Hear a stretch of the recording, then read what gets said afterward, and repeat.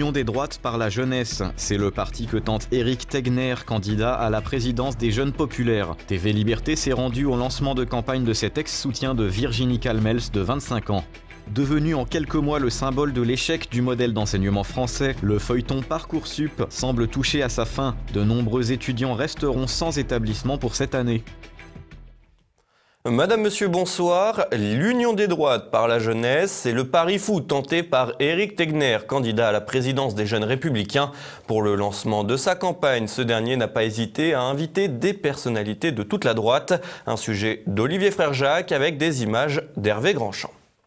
C'est une tentative d'union des droites originale alors que tous les essais de rapprochement tombent à l'eau depuis de nombreuses années. Un jeune des Républicains tente de couper le cordon sanitaire. Éric Tegner, 25 ans, ex-soutien de Virginie Calmels, première adjointe du maire de Bordeaux, Alain Juppé, est plutôt réputé proche du centre, a lancé sa campagne pour la présidence des Jeunes Populaires à Paris, mercredi 6 septembre en bord de Seine. Au total, plus de 200 personnes présentes pour ce lancement. Parmi les personnalités, Paul-Marie Couteau, Nicolas Dupont-Aignan, Jean-Frédéric Poisson ou encore Sébastien Chenu, des élus de toutes les droites mais peu de républicains puisque seul Louis-Alexandre Alciator, adjoint au maire de Clichy-la-Garenne, avait fait le déplacement pour le parti de Laurent Wauquiez. Outre des personnalités et élus, il y avait surtout beaucoup de jeunes hier pour ce lancement.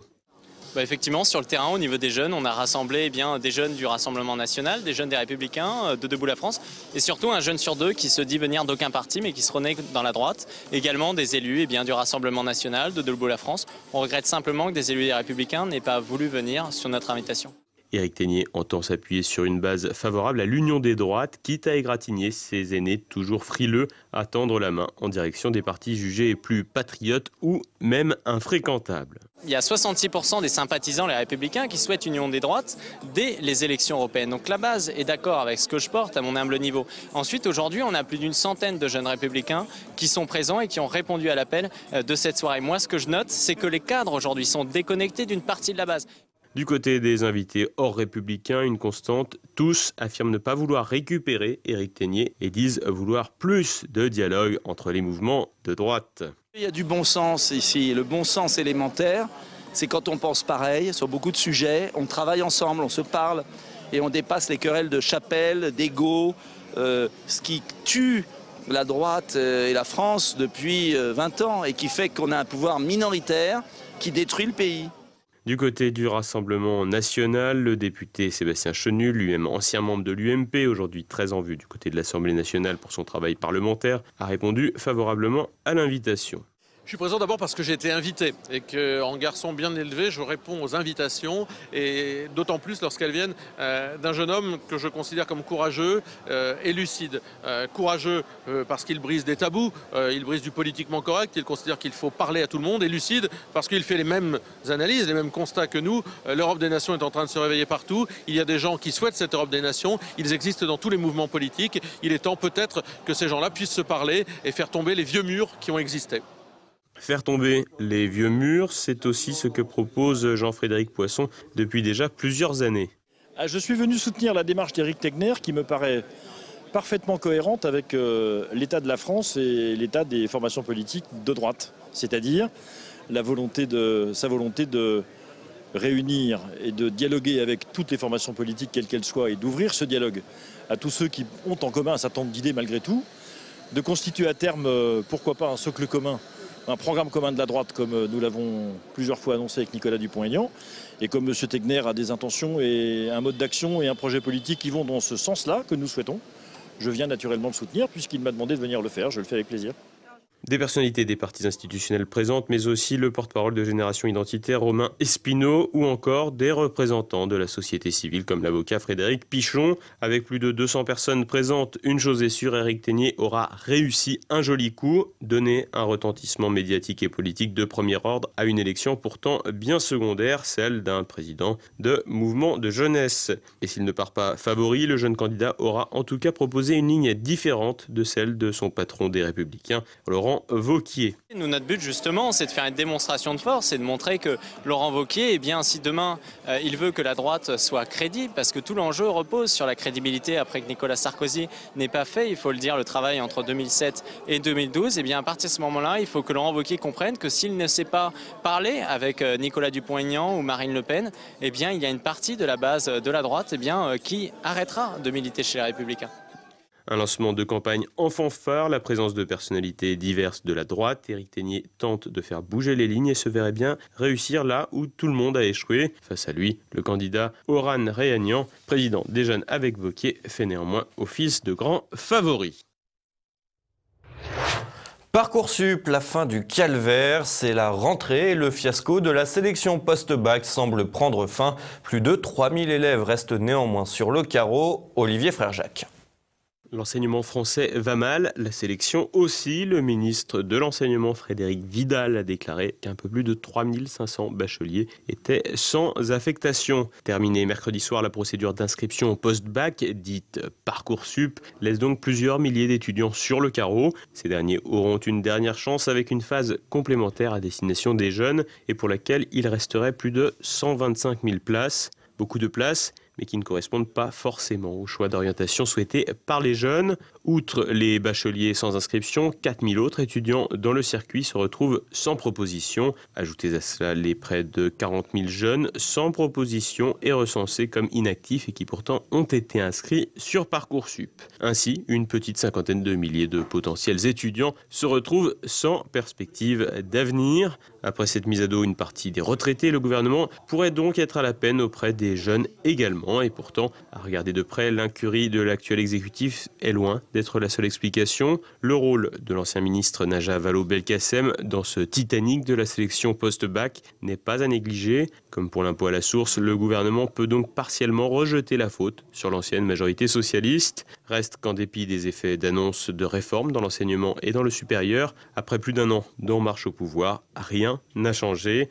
La mobilisation avortée des universités au printemps dernier pourrait, dans ce contexte, sonner comme un avertissement pour le gouvernement. L'Algérie foudroyée par le choléra, alors que la maladie avait disparu depuis 1996. Voilà qu'une épidémie sévit depuis le début du mois d'août. Une crise sanitaire qui s'inscrit dans un contexte politique extrêmement tendu.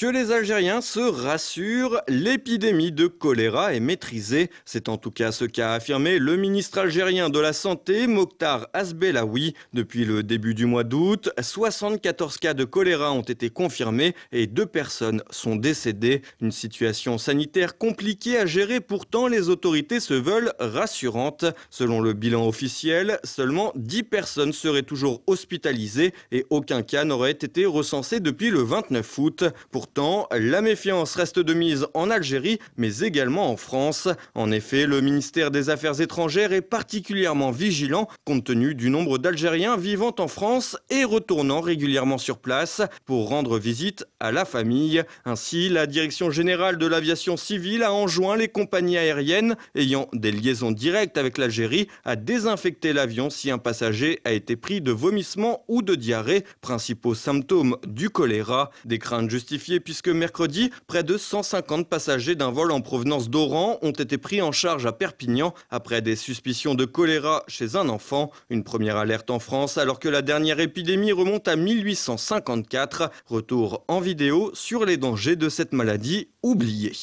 Le choléra est une infection bactérienne qui provoque une diarrhée aiguë sévère et une déshydratation. Non traité, il est mortel en quelques heures. Originaire du delta du Gange en Inde, la maladie s'est répandue à travers le monde au XIXe siècle et est aujourd'hui endémique dans de nombreux pays, notamment en Afrique, en Asie et en Amérique latine. Les pays confrontés à des crises humanitaires comme les conflits, la pauvreté extrême ou les catastrophes naturelles sont particulièrement touchés en raison du manque d'accès à l'eau potable et à un assainissement approprié. L'infection se propage dans l'eau potable ou la nourriture touchée par la bactérie du choléra, très contagieuse car elle contamine les selles de malades. Après une période d'incubation comprise entre 12 heures et environ 5 jours, les épidémies peuvent rapidement flamber. Vous l'aurez compris, le choléra se développe essentiellement dans les pays où l'hygiène reste à désirer. Ainsi, sa réapparition a suscité la colère des Algériens qui s'en sont pris vertement au gouvernement d'Abdelaziz Bouteflika. Incompétence, manque de légitimité aux yeux de la société, préoccupation électoraliste et clientélisme. Les attaques n'ont pas manqué pour qualifier cette crise sanitaire. Une crise sanitaire qui n'a fait qu'augmenter la défiance des citoyens envers les autorités. Et ce ne sont pas les communiqués du ministère de l'Environnement et la campagne nationale de dernière minute qui changeront quoi que ce soit. La fracture semble bel et bien définitive alors que se profile l'élection présidentielle algérienne. Alors que les petites têtes blondes ont fait leur rentrée, les écoles publiques parisiennes sont à la peine. Si Emmanuel Macron a annoncé la scolarisation obligatoire dès l'âge de 3 ans, le nombre d'enfants faisant leur rentrée dans les écoles publiques ne cesse de diminuer d'année en année. Les écoles publiques en pénurie d'élèves, c'est le constat dressé depuis 3 ans dans les établissements de la capitale. Alors que le ministre de l'Éducation nationale, Jean-Michel Blanquer, dit vouloir changer en profondeur le système éducatif français, l'un des principaux chantiers se trouve dès les premiers pas de la scolarité. En effet, depuis 2013, les écoles publiques se vident progressivement. Si l'ouest parisien subit une diminution moins sensible que dans les quartiers dits populaires du nord-est de la capitale, c'est bien les écoles du centre qui semblent les plus touchées par ce déclin. Et plusieurs facteurs peuvent expliquer ce phénomène. Tout d'abord, la diminution du nombre de femmes en âge de procréer a entraîné une baisse des naissances, en particulier à Paris. Pourtant, la baisse de la fécondité n'est pas la seule explication au déclin des écoles primaires publiques. En effet, le niveau de vie très élevé dans la capitale a poussé beaucoup de familles à quitter Paris pour rejoindre la périphérie, mais également la province. Ainsi, le nombre de familles a diminué depuis 2010 dans la quasi-totalité des arrondissements, à l'exception de ceux de la couronne sud de Paris, zone mêlant nouveaux projets immobiliers et implantation d'entreprises. Autre facteur à prendre en compte, le climat délétère de la capitale. Un maire totalement à côté de la plaque, des rues qui ne sont plus entretenues, prolifération de rats et arrivée massive de clandestins. Il n'en fallait pas plus pour pousser bon nombre de Parisiens à l'exode. D'ailleurs, selon un sondage Opinionway de mai dernier, un Parisien sur 2 se dit prêt à quitter la capitale. Si certains parents font de la résistance en privilégiant la scolarisation de leurs enfants dans des écoles privées, la donne pourrait rapidement changer. En effet, les logements laissés vacants pourraient créer un appel d'air avec de nouveaux arrivants issus de l'immigration massive. D'ailleurs, un certain frémissement se fait déjà sentir avec la scolarisation quasi systématique des enfants de clandestins. Un effet qui devrait plaire à Anne Hidalgo, beaucoup moins aux Parisiens qui espéraient encore profiter du système éducatif public. Et on passe à présent à l'actualité en bref. La démission lui va très bien. Quelques jours après avoir quitté le gouvernement, l'ancien ministre de la Transition écologique Nicolas Hulot est de retour dans le classement des personnalités préférées des Français. Mieux, il occupe la tête du palmarès devant un autre ministre démissionnaire, Laura Flessel. Selon le baromètre, 66% des sondés approuvent la décision prise par Nicolas Hulot et 53% estiment qu'il s'agit d'une mauvaise pour le gouvernement. Décidément, Nicolas Hulot à la cote. 10 jours après ses déclarations sur l'omniprésence des lobbies dans les cercles de pouvoir, 78% des Français partagent ce point de vue. Une opinion partagée quelle que soit la sensibilité politique des personnes interrogées. 84% des sympathisants de La République En Marche jugent le poids des lobbies trop important, tout comme 95% des électeurs de la France Insoumise et 74% des soutiens du Rassemblement National. Un haut cadre de l'administration Trump s'en prend au président des États-Unis. Dans une tribune publiée ce jeudi dans le New York Times, le responsable explique comment il s'efforce de lutter de l'intérieur contre les pires penchants du locataire de la Maison-Blanche. En réponse, Donald Trump a une nouvelle fois pris pour cible le journal en qualifiant cet éditorial de lâche. En revanche, le milliardaire peut toujours compter sur la star de télé-réalité Kim Kardashian. Cette dernière s'est rendue à la Maison-Blanche mercredi pour participer à une discussion sur la réforme pénale. Devenir propriétaire d'un château, c'est possible. D'Artagnan et Adopte un château ont lancé une cagnotte participative pour racheter le château fort de l'Ébaupinet. Après le succès du premier achat collectif du château de la Motte-Chandonnier, qui a rassemblé près de 28 000 contributeurs, 80 000 € ont déjà été collectés pour le nouveau projet. C'est encore de l'objectif à atteindre, 650 000 €. Si vous êtes intéressé, vous pouvez vous rendre sur le site d'artagnan.fr. Dans un instant, notre Zoom du jour, Thibaut Isabelle, rédacteur en chef de Crisis, présente le dernier numéro de cette revue. Au programme, la nouvelle économie, la robotisation, l'ubérisation et le capitalisme financier. C'est donc une revue qui a été créée par Alain de Benoît, qui est issue de la Nouvelle Droite, mais Crisis n'a jamais eu vocation à être l'expression d'un courant d'idées particulier. Au contraire, ça a toujours été conçu comme une revue de débat libre avec toutes les composantes de la vie intellectuelle française. Et justement, notre objectif au sein de cette revue, c'est de confronter des gens qui n'ont pas les mêmes idées, qui viennent de la gauche, qui viennent de la droite, qui viennent de toutes les disciplines universitaires, de tous les milieux du journalisme, et qui confrontent leur point de vue pour poser des questions de fond sur la société française. Je pense que ce dont nous manquons le plus aujourd'hui dans le débat public, c'est d'un débat libre avec des confrontations d'idées. Partout, vous avez l'opinion dominante, et quand ce n'est pas l'opinion dominante qui s'exprime, eh bien vous avez toujours des chapelles. Nous ne défendons pas une logique de chapelle, nous défendons un débat libre pour poser les vrais enjeux, les vrais problèmes de la société française. Et tout de suite, une nouvelle chronique de la France de Campagnol avec Christian Combaz, évidemment. C'est maintenant la fin de cette édition. Merci de votre fidélité. À demain. Bonsoir.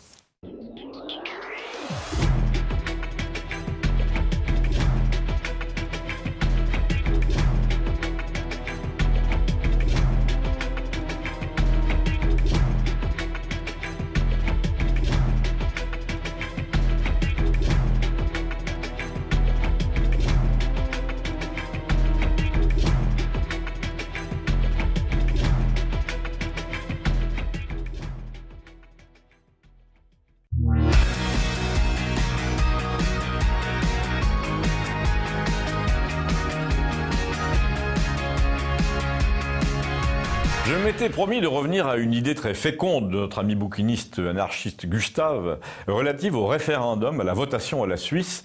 Mais c'est une rencontre récente qui m'y oblige. J'ai croisé un professeur de droit de Montpellier, ou plutôt il a demandé à me voir pour me dire « J'ai repris récemment votre idée de profiter de la feuille d'impôt pour poser au moins une question par an d'importance nationale.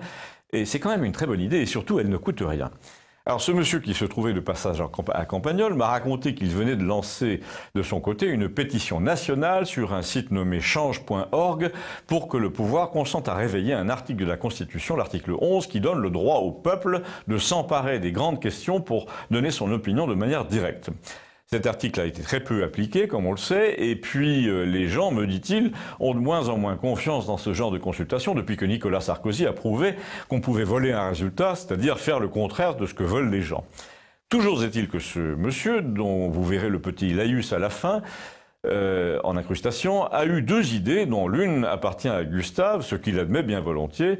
D'abord faire en sorte que tout le monde parle de référendum avant Noël. Ensuite, et surtout donc, répondre à la question éternelle. Oui, mais c'est compliqué et ça coûte cher. Vous imaginez, avec les européennes, disent les gens, rajouter une consultation, ce n'est pas raisonnable. Et c'est là que l'idée de notre ami Gustave prend tout son sel, puisqu'elle parvient à réunir deux exigences inconciliables, consulter le peuple de manière irréfutable sur des questions précises qui engagent son avenir, la guerre, le regroupement familial, le volume d'immigration annuel, etc. Et puis surtout faire en sorte que ça ne coûte rien. Et en plus que ce soit hyper facile techniquement à organiser. Alors là, vous allez me dire, et c'est ce que j'ai dit à Gustave au début, si c'est encore un sondage par Internet, allez, laisse tomber, il n'y a rien de moins fiable, de moins transparent. La preuve, le parti du président a prétendu avoir 100 000 adhérents, alors que les gens, en fait, avaient juste consulté une profession de foi en cliquant. Donc cette histoire de vote par Internet est toujours douteuse, et puis ça laisse de côté ceux qui n'ont pas Internet, des vieux par exemple, sans parler qu'un vote électronique improvisé ne peut pas vérifier s'il s'agit d'un mineur. Puis on peut voter plusieurs fois, etc. Vous avez remarqué avec quelle insistance je me suis fait l'avocat du diable. Et en fait, Gustave a balayé toutes ces objections, et pour comprendre, souvenez-vous de votre déclaration d'impôt. Premier argument, tout le monde la reçoit. Que ce soit par Internet ou dans sa boîte, papier ou non, tout le monde la reçoit. Enfin, pas tout le monde, 37 millions de personnes, alors que le nombre d'électeurs inscrits est de 44. Donc un peu moins de 90% des électeurs est concerné par la feuille d'impôt qui pourrait servir de bulletin de vote une fois par an et refléter 90% de l'opinion. Oui, mais comment? Eh bien, en cochant une case oui ou non, ou deux, à la Suisse, sur une question essentielle. Plusieurs avantages. La feuille est infalsifiable. On est obligé de répondre, faute de quoi on encourt des pénalités. En outre, il n'y a plus de différence entre ceux qui ont Internet et les autres, puisqu'on le fait sur papier ou en ligne. Enfin, ça se passe une fois par an, à date fixe, et surtout, c'est gratuit. Ce sont des ordinateurs qui procèdent au dépouillement en un quart d'heure. Donc chaque année, après votre déclaration et votre vote, vous choisiriez parmi 10 sujets celui sur lequel vous voulez vous exprimer l'année suivante lors de la prochaine déclaration. L'ordinateur central sort du chapeau le lendemain, le sujet le plus important du moment pour les Français, sujet sur lequel on a donc 1 an pour faire campagne. C'est donc un système très simple, très facile à comprendre, qui nous rapprocherait d'un coup d'un pays civilisé comme la Suisse. Mais je vous ai réservé pour la fin ce que notre ami Gustave dit de sa propre idée et qui n'est pas très réjouissant. Il me dit que le principal mérite de cette proposition, et là nous revenons à notre professeur de droit de Montpellier, c'est qu'elle mettrait en lumière la mauvaise foi, la malhonnêteté du système politique français. En tant qu'anarchiste, Gustave, lui, a très bien assimilé la technique qui consiste à obliger l'adversaire à assumer publiquement ses contradictions. Et là, on voit très bien la contradiction. Ces gens qui parlent de démocratie tout le temps, à tout bout de champ, n'ont en fait aucune envie de vous laisser vous exprimer sur les grandes questions de l'heure. Raison de plus pour les y obliger, me direz-vous.